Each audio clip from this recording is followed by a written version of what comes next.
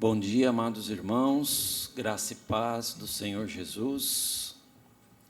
Bom dia, pastor, aos nossos ouvintes, internautas, que Deus abençoe a todos, né?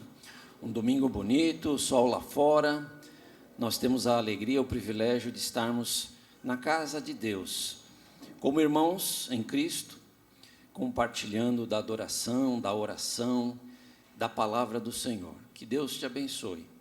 A todos nós que estamos aqui para também ouvir a palavra do Senhor. Queria te convidar a abrir a Bíblia, no Evangelho de Mateus, capítulo 16, vamos ler do versículo 13 a 17. Evangelho de Mateus, capítulo 16, de 13 a 17. Um texto conhecido. E o tema desta manhã é uma pergunta. Então vamos ler o texto, depois fazemos a pergunta, né? Chegando Jesus à região de Cesareia de Filipe, perguntou aos seus discípulos: quem os homens dizem que o Filho do Homem é? Eles responderam: alguns dizem que é João Batista, outros Elias, e ainda outros Jeremias ou um dos profetas. E vocês? Perguntou ele. Quem vocês dizem que eu sou? Simão Pedro respondeu: tu és o Cristo, o Filho do Deus vivo. Respondeu Jesus: feliz é você, Simão, filho de Jonas, porque isto não lhe foi revelado por carne ou sangue, mas por meu Pai que estás nos céus. Amém. Amém, meus irmãos? Vamos participar um pouquinho aqui, né? Eu gosto que os irmãos, pelo menos, digam os amém de vez em quando para animar o pregador. A pergunta para cada um de nós nesta manhã é muito simples, é o seguinte: quem é Jesus Cristo para você? Quem é Jesus Cristo para você?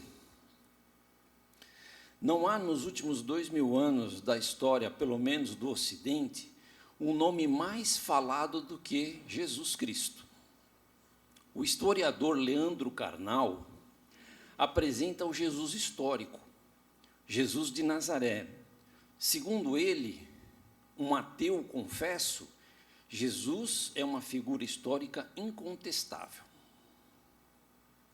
Já o psiquiatra e cientista, escritor Augusto Cury, autor de uma coleção Análise da Inteligência de Cristo, o chama de mestre. Aliás, nos títulos dos 5 livros que ele escreve está sempre a palavra mestre, né? Mestre da vida, o mestre do amor, mestre da sensibilidade, o mestre inesquecível e o mestre dos mestres. Natanael, um dos discípulos de Jesus, que aparece só 2 vezes na Bíblia, confessou, está registrado em João 1,49. Então Natanael declarou: mestre, tu és o Filho de Deus, tu és o Rei de Israel. Só nessa definição de Natanael nós temos 3 situações para Jesus: mestre, Filho de Deus e Rei de Israel. O saudoso pastor Pedro Mendes, que faleceu o ano passado, dia 26 de agosto, com 100 anos de idade, escreveu um livro, o último livro que ele escreveu, cujo tema é A Pessoa Fascinante de Jesus. Quem é este? Quem é este? É isso que a gente queria perguntar para cada um de você. E mesmo que você já é cristão, já esteja dentro da igreja, sempre é bom refletir quem é Jesus para você, né? Porque nós nunca sabemos direito, né, pastor, como é que cada um está se relacionando pessoalmente com esse Senhor Jesus na sua intimidade. Então, sempre é bom refletir sobre isso. Vamos ficar com alguns testemunhos bíblicos nesta manhã. Primeiro, o testemunho de Pedro, certo? Testemunho de Pedro. Simão Pedro respondeu: tu és o Cristo, o Filho do Deus vivo. Então, Jesus, uma hora, perguntou para o discípulo: o que estão falando de mim? Nós lemos no início, né? Uns dizem que tu é isso, é aquilo, é João Batista, é Elias, é um dos profetas. E vocês que dizem? Aí Pedro, então, faz essa afirmação, é um testemunho. Tu és o Cristo.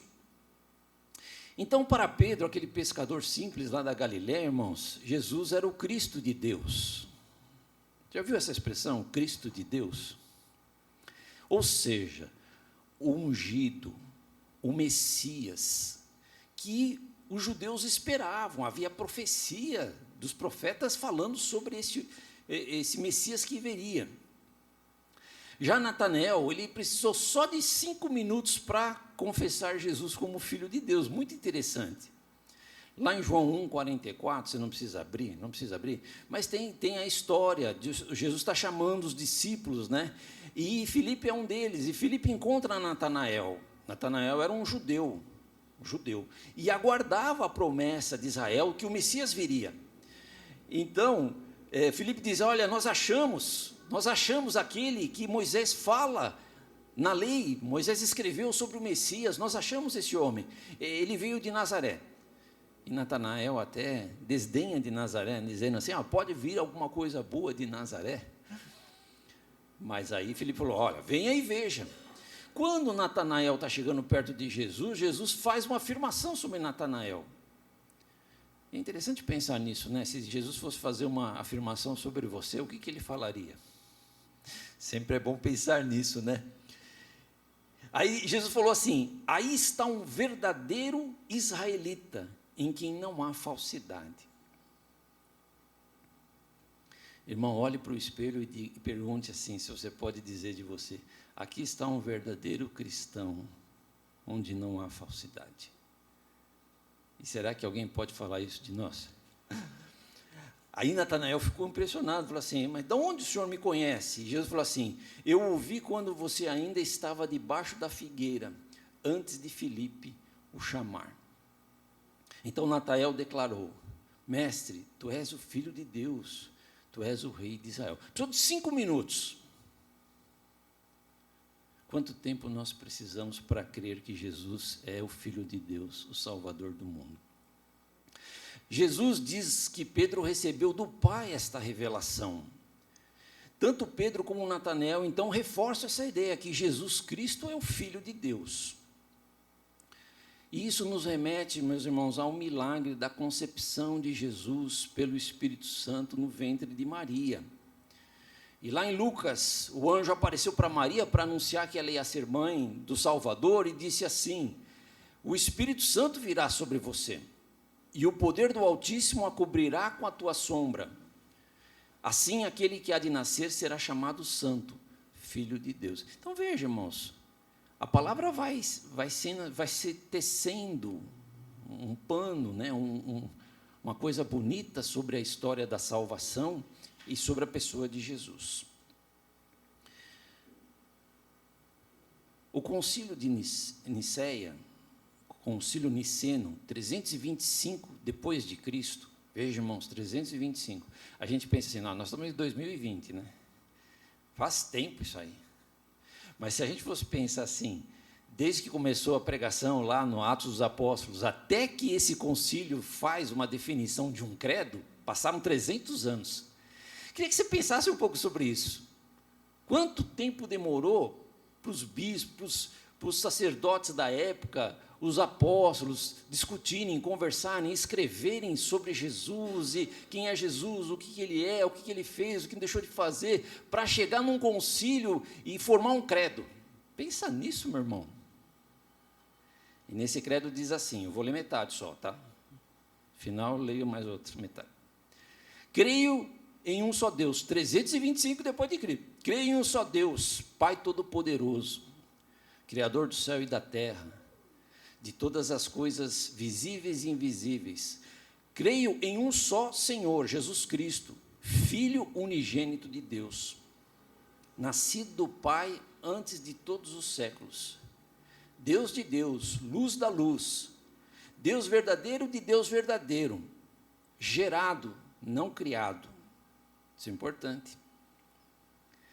Consubstancial ao Pai, por ele todas as coisas foram feitas, e por nós, homens, e para a nossa salvação, desceu dos céus, e encarnou pelo Espírito Santo no seio de Virgem Maria, e se fez homem. Sim, essa é uma confissão religiosa, mas é uma confissão de fé, acima de tudo. Primeira aplicação para o testemunho de Pedro. Para você, Jesus Cristo é o Filho de Deus? Um segundo testemunho, testemunho do apóstolo João. O apóstolo João, que escreveu o Evangelho, escreveu o livro do Apocalipse, certo, irmãos? A gente sempre tem que definir bem os personagens. João vai dizer lá no seu Evangelho, nos primeiros versículos, assim: no princípio era o Verbo, e o Verbo estava com Deus, e o Verbo era Deus. João 1, de 1 a 4. Ele estava no princípio com Deus, todas as coisas foram feitas por ele, e sem ele nada do que foi feito se fez. A vida estava nele, e a vida era a luz dos homens. Então, João começa o Evangelho testemunhando, e para ele logo define no início, pastor Pedro, que Jesus é o Verbo de Deus. Você pode repetir comigo, Verbo de Deus? Verbo de Deus, ou seja, a palavra, em umas versões mais modernas, né, as mais antigas aparece verbo, as mais modernas é a palavra. No princípio era a palavra. Então, o que é esse verbo, o que é essa palavra? O que isso significa? João está nos conectando com as primeiras linhas do Gênesis, irmão. Gênesis capítulo 1. Então, João capítulo 1, Gênesis capítulo 1, que fala da criação. Então, veja só, presta atenção, está assim, lá no Gênesis 1:1. No princípio, Deus criou os céus e a terra. A terra era sem forma e vazia. Havia trevas sobre a face do abismo, e o Espírito de Deus se movia sobre as águas. Veja que interessante, irmãos, né? Falar que Deus criou, havia trevas, mas o Espírito de Deus já estava presente em toda a criação. Então disse Deus: haja luz, e houve luz. E aí continua a narrativa, né? Houve separação, tal, aí vai vindo os dias. Mas o importante é essa frase, então disse Deus: haja luz. Esse falar de Deus é o poder da palavra criadora.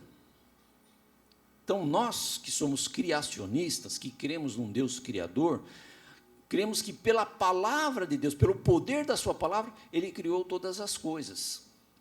Deus falou e a partir daí foram existindo as coisas. Mas veja o que João faz, irmão. João diz que Jesus é esta palavra criadora de Deus. Que Jesus estava no início criando todas as coisas. Porque lá no texto que nós lemos de João vai dizer assim: nada do que foi feito seria feito sem Ele, sem o Verbo que se fez carne. Então, irmãos, Jesus, o Verbo, a palavra criadora, estava com o Pai desde o começo. É um mistério, irmãos. Como é que se explica isso? Humanamente falando, cientificamente falando,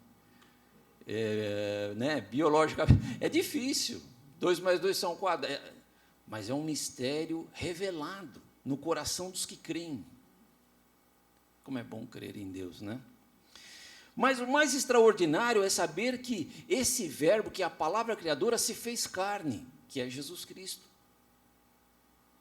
João vai dizer lá, João 1,14, e o verbo se fez carne e habitou entre nós, cheio de graça e de verdade, e vimos a sua glória, glória como do unigênito do Pai. Irmãos, é maravilhoso. Essas experiências, tudo isso que foi escrito ao longo de tantos anos, os apóstolos diante de Jesus experimentando ver o verbo que se fez carne, e eles tinham certeza, porque tantos milagres que Jesus fez, tanta coisa que aconteceu, eles percebiam que ele era Deus, e Deus estava com ele, o Pai estava com ele. E assim, irmãos, veja só, isso faz sentido pelas próprias palavras do Senhor Jesus no Apocalipse, quando ele diz assim, 22:13, por exemplo, há outros textos que falam a mesma coisa: eu sou o alfa e o ômega, o primeiro e o último, o princípio e o fim. O que a Bíblia diz? O que Jesus quer dizer quando fala isso, irmãos? Que ele estava no início da criação. Eu sou o alfa. O alfa é a primeira letra do alfabeto grego, o ômega é a última. Eu sou o primeiro e o último. Tem um começo e tem um fim. Tudo começou comigo e termina comigo. Eu sou o princípio e o fim. Então, a palavra de Deus se cumpre. E aí, evidentemente, que João, no desejo de levar a mensagem da salvação a todas as pessoas, deixa bem claro no Evangelho um apelo evangelístico, quando ele diz: mas a todos que o receberam, receberam quem? A Jesus Cristo, pela fé no coração. Como é que é receber Jesus? É crer nele. Todos que receberam, deu-lhes o poder de serem feitos filhos de Deus, a saber, os que creem no seu nome. Quem pode dizer um amém? Amém. Louvado seja o nome do Senhor, irmãos. Este evangelho da salvação, tão maravilhoso, que está sendo anunciado há 2000 anos, para que as pessoas possam ter esperança e possam crer que Jesus é o Filho de Deus. E João depois ele vai confirmar isso lá na sua carta, escrevendo assim, 1 João 5, 11 e 12. E o testemunho é este, nós estamos pensando no testemunho de alguns evangelistas, né, irmão? Que Deus nos deu a vida eterna, e esta vida está no seu Filho. Quem tem o Filho tem a vida, quem não tem o Filho de Deus não tem a vida. E então, qual é a aplicação dessa passagem? Jesus é nosso Salvador e Senhor. Já pudemos confessá-lo, entregar nossa vida a Ele. Isso é muito importante. Então, Pedro vai dizer: tu és o Cristo, Filho do Deus vivo. O apóstolo João vai dizer: tu és o verbo de Deus, a palavra que se fez carne. Mas vamos a um terceiro testemunho, de João Batista, que é diferente do apóstolo João, né? João Batista era primo de Jesus, precursor, voz que clama no deserto. Ele foi aquele que começou a pregar antes da chegada de Jesus para começar o seu ministério. Era primo de Jesus. E João Batista vai dizer, lá em João 1, 29, está escrito, né, que um certo dia ele vê Jesus vindo à sua direção, e ele vai dizer: eis o Cordeiro de Deus que tira o pecado do mundo. Aleluia, louvado seja o nome do Senhor. Esse é o Cordeiro de Deus. A gente ouve tanto essa frase, né? Se você for numa celebração da igreja romana, vai ouvir essa frase: Cordeiro de Deus que tira o pecado do mundo, tem misericórdia de nós. Está lá no ritual da prática litúrgica deles. Jesus é o Cordeiro de Deus. João aponta para o Redentor de Israel e da humanidade, irmãos. E os judeus sabiam o que era o sacrifício. Por que é o cordeiro? Para que cordeiro? O sacrifício, né? Então, para o judeu, o templo, os sacerdotes, a peregrinação uma vez por ano na festa da Páscoa, levar um animal para ser sacrificado pelo sacerdote, para derramar o sangue daquele animal, e o derramamento do sangue purificava o pecado das pessoas que ofereciam o sacrifício. E o autor aos Hebreus, capítulo 9, 22, ele vai dizer assim: de fato, segundo a lei, quase todas as coisas são purificadas com sangue, e sem derramamento de sangue não há remissão. Então, quando João fala o Cordeiro de Deus, está dizendo assim: esse é aquele que Deus mandou para morrer na cruz, derramar o seu sangue, e através desse ato, salvar aqueles que creem nele. É a redenção, é a salvação. Cordeiro de Deus que tira os meus pecados, os teus pecados. Jesus é o presente de Deus para a humanidade. E aqui nós temos um paradoxo, né? Porque quem é pai, mãe, jamais pegaria um filho e daria para ser sacrificado em favor de outra pessoa, de outra família. Ninguém faria isso. Então, esse presente custou a vida do Filho unigênito de Deus. Mas era preciso. Quando Jesus vai ser preso, e os apóstolos estão com ele, e os soldados chegam, e Pedro, então, numa tentativa de defender o mestre, puxa uma espada, corta a orelha de Malco, um soldado romano. A Bíblia diz que Jesus cura a orelha dele. E Jesus diz para Pedro assim: guarda a espada na bainha, Pedro, Por acaso não beberei o cálice que meu pai me deu? Havia um cálice para beber, no sentido de um sacrifício, um cálice amargo, não era um cálice gostoso, não era vinho doce, no mínimo vinho seco amargo. Cálice amargo, Jesus tinha que morrer. E interessante que nós sabemos que Jesus foi orar antes de ser preso, antes da última Páscoa, foi orar, né, e se afastou lá dos apóstolos e pediu para eles vigiarem, momento de angústia de Jesus, né? A gente passa momentos de angústia, irmão, de tribulação, de dificuldade. E Jesus ora o Pai, aquela oração que você já sabe a resposta, mas mesmo assim você ora. Você já fez isso? Você faz uma oração, mas você já sabe o que é o certo, já sabe o que tem que acontecer, mas mesmo assim, você, às vezes, né, você quer insistir com Deus. E ele diz: Pai, se queres, afasta de mim esse cálice, contudo, não se faça a minha vontade, mas a tua. Então, irmãos, que momento difícil do Senhor Jesus, de ter que ir para a cruz, ir para o sacrifício, para proporcionar esta grande salvação ao nosso coração. Então, eu queria fazer uma aplicação agora e dizer para os irmãos: Jesus tem poder para perdoar os nossos pecados. Aleluia. Ele conquistou esta autoridade. Aliás, ele podia perdoar antes de morrer e ressuscitar, na verdade, porque ele é Deus, né? Mas veja só, mais ainda, ele nos comprou com o seu sangue. E certa vez havia um paralítico, Jesus estava numa casa, tinha muita gente, e o pessoal trouxe o paralítico carregando, abriu o eirado, o telhado, desceu o paralítico ali para Jesus curar. Jesus, vendo a fé daqueles homens e do paralítico, olhou para ele e disse assim: perdoados estão os teus pecados. Quase que alguém podia dizer: mas não foi para isso que nós viemos aqui, Jesus. Nós queremos que ele seja curado, nós queremos que ele saia andando. O Senhor já fez tanto milagre, faz um milagre para esse. Mas veja, irmãos, quando Jesus olhou para aquele homem, ele falou assim: tem um milagre maior do que você andar. Tem um milagre maior do que você ter todo o teu corpo certinho, andando, poder ir e vir, que é a tua salvação, que é o perdão dos teus pecados. Aí brigaram com Jesus: mas quem que é esse para perdoar pecado? Só Deus pode perdoar. Não é lógico, né, um homem dizer isso assim.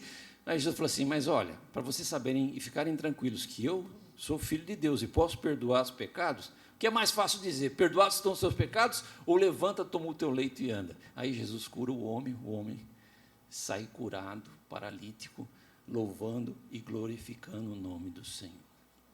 Louvado seja o nome do Senhor Jesus, irmão. Nome santo, maravilhoso. Acho que se tem uma alegria que um pregador tem, né, pastor Pedro, pastora Sandra, é poder falar do nome de Jesus, expressar, não só o que estudou, não só o que leu, mas o que crê.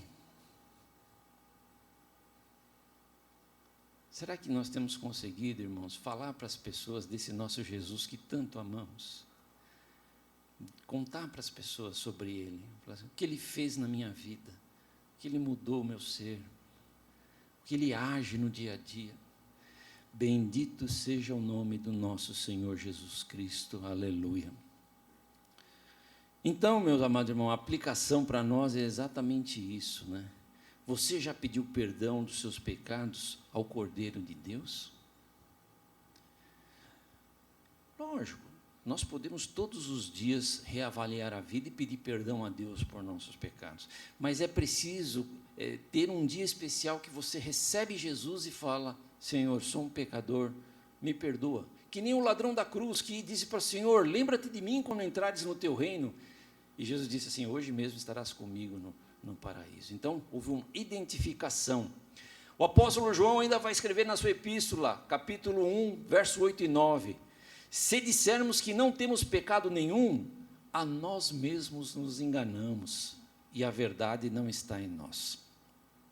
Mas se confessarmos os nossos pecados, Ele é fiel e justo para nos perdoar os pecados e nos purificar de toda injustiça.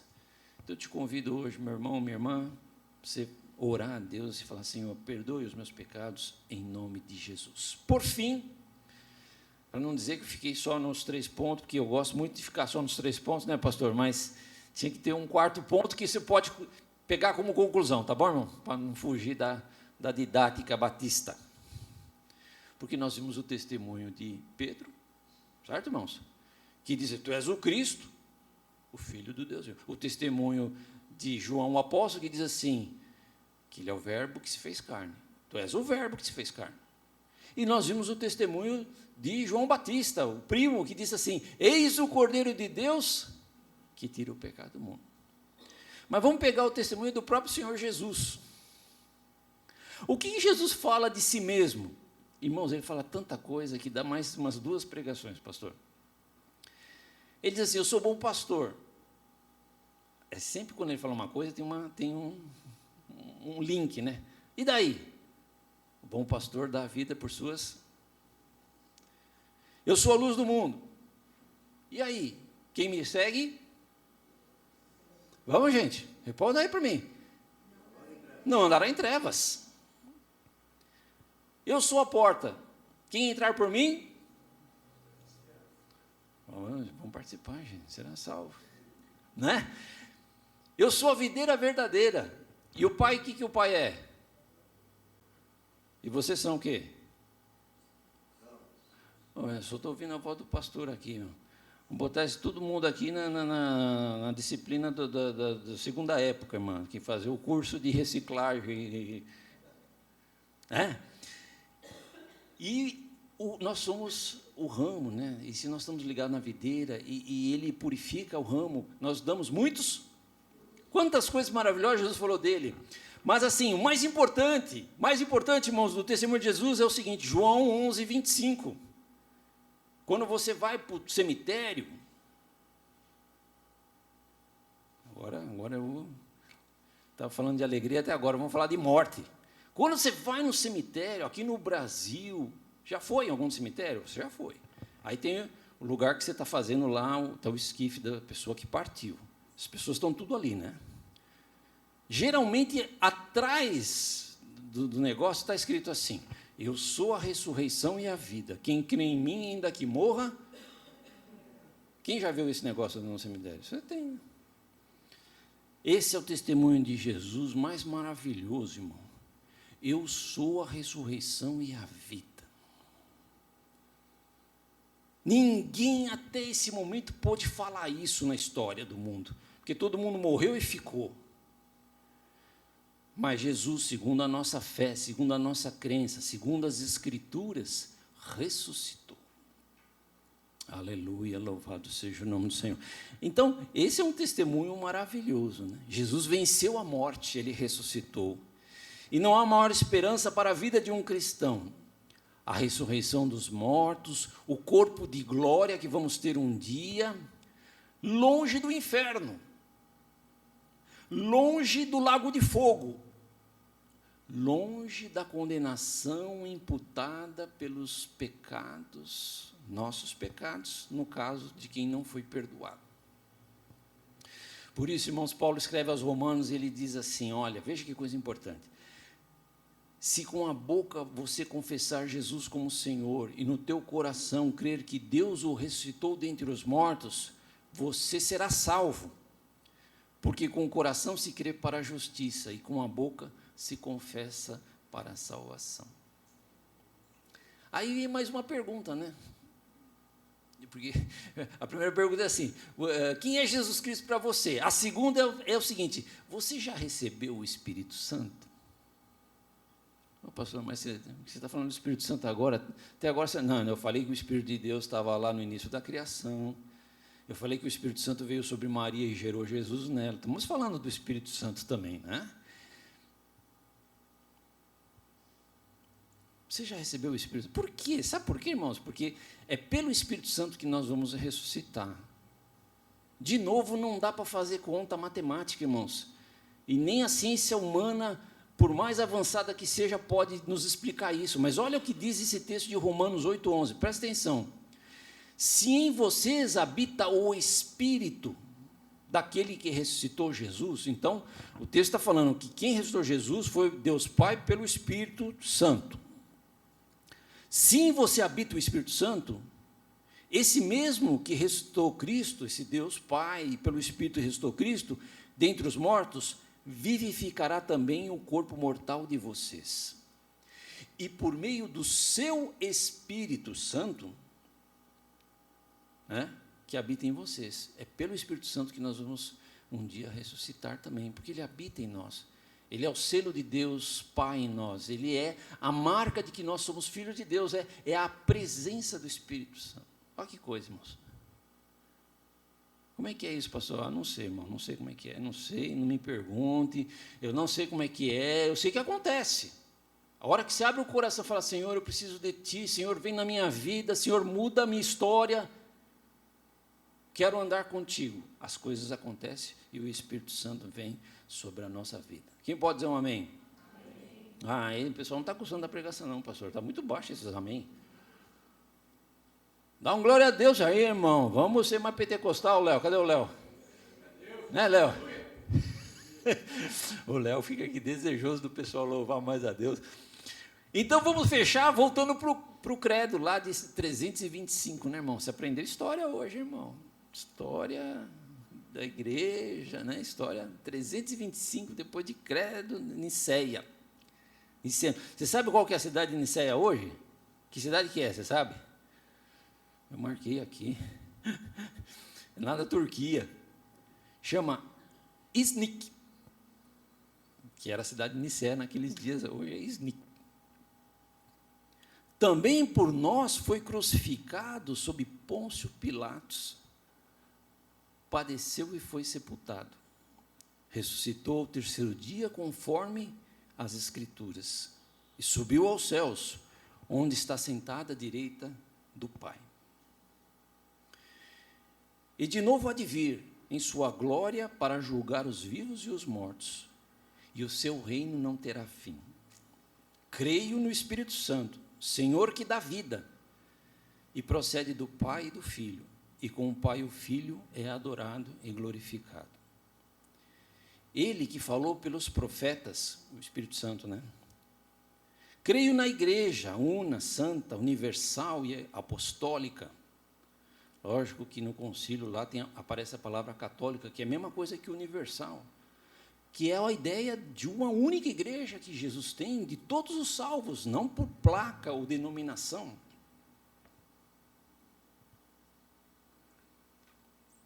Espera aí, perdi o fim da meada aqui.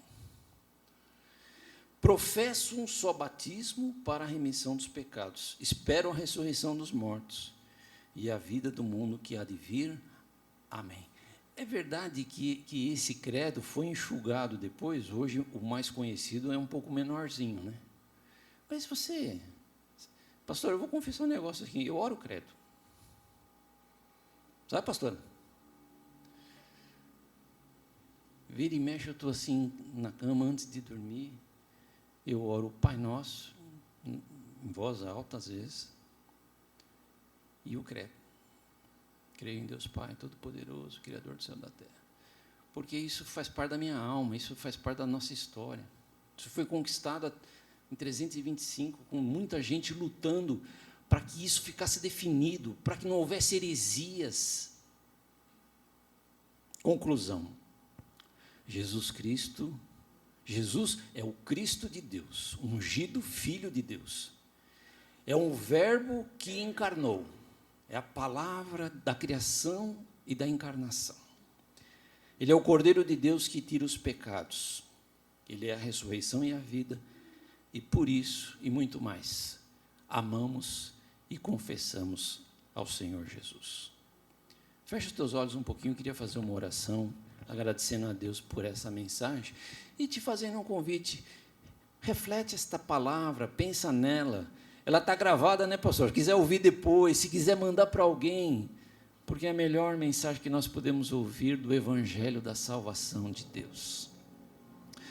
Querido Deus, nosso Pai, estamos alegres por nesta manhã poder recordar, Pai, esta mensagem que tem sido anunciada há 2000 anos, meu Deus, onde tantos homens e mulheres se esforçaram, lutaram, até mesmo para chegar a esse consenso do credo, Pai. e por toda a tua palavra preservada, meu Deus, os evangelhos e a Bíblia como conhecemos hoje. Obrigado, meu Pai. Louvamos o teu nome pelo teu Filho amado, Jesus Cristo, que o Senhor enviou a este mundo para nos salvar. Que gloriosa mensagem, que esperança, meu Pai. Que maravilha. Eu agradeço pela salvação, eu agradeço porque um dia o Senhor tocou no meu coração, no coração dos meus amados irmãos aqui, e nós pudemos inclinar à salvação, recebê-la pela fé. Obrigado pelo perdão dos nossos pecados. Senhor, Tu és o Filho de Deus, Tu és o nosso Salvador, o nosso Senhor, a Ti damos honra e glória. Ajuda-nos na caminhada, meu Salvador Jesus, a sermos fiéis a Ti e levarmos essa Tua santa palavra de salvação, em nome de Jesus. Amém. Deus abençoe a todos. Amém, Jesus. Louvado seja o nome do Senhor Jesus. Fica em pé, igreja. Vamos ficar em pé.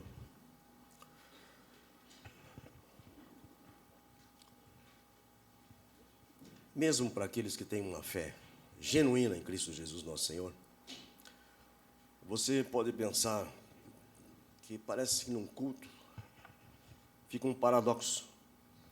O mundo hoje está de mal a pior. É muita situação de tristeza, de morte, de guerra e tudo mais. E agora é um tempo que as pessoas querem se posicionar a favor desse ou daquele. Nós estamos se preparando para as eleições. Pois eu quero dizer para você, é possível sim, em nome de Jesus, você ter uma experiência única, só você e Deus. Porque quando Deus fala comigo, fala com você, quando você diz, é esse Deus, é esse Senhor Jesus que eu quero para a minha vida, a sua experiência, a sua vida vai ser transformada, em nome de Jesus. Não tem como, não tem jeito. Todo aquele que tem Jesus Cristo tem uma personalidade espiritual e sabe que se morrer agora, estou com o Senhor Jesus para sempre. Que louvado seja o nome do Senhor Jesus. Que Deus abençoe a todos vocês, todos aqueles irmãos, amigos que estão aqui essa manhã. Estamos aqui pela live, eu quero também deixar, nós temos aí um telefone, você pode ligar para nós. Eles que também querem ajudar nessa obra missionária.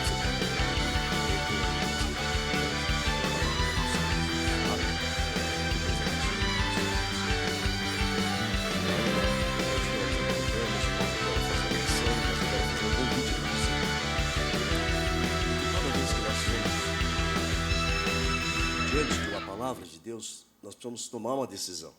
Se você não precisa vir aqui à frente, mas se você quiser vir, pode vir. Eu vou fazer 3 convites. Primeiro, aquelas pessoas